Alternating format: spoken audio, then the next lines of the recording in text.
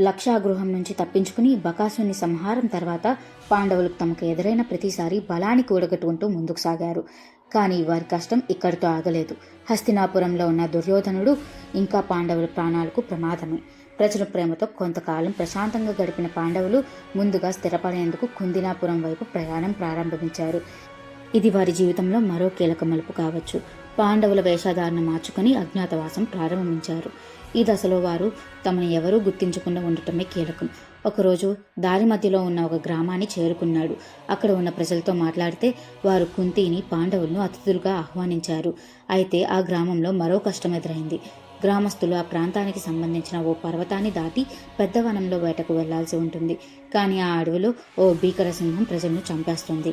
ఈ సింహం కథ ఉన్న భీముడు మిగిలిన పాండవులతో మాట్లాడి అతడు తన బలాన్ని ఉపయోగించి గ్రామస్తులను రక్షించాలని నిర్ణయం తీసుకున్నాడు. వేటకు వెళ్లిన భీముడు సింహాన్ని ఓడించి గ్రామానికి తిరిగి వచ్చాడు. ప్రజల ఆనందానికి హద్దే లేకుండా పోయింది. వారు పాండవులకు తమ దేవతల లాంటి రక్షకులుగా భావించి వారిని గౌరవించారు. ఈ ప్రయాణం పాండవులకు సత్యం, ధర్మం, కరుణ వంటి విలువలను మరింత బలంగా అర్థం చేసుకునేలా చేసింది. కుంతి తన పిల్లల ధైర్యాన్ని చూసి గర్వపడింది. కానీ కుంతి హృదయంలో ఇంకా భయం ఉంది.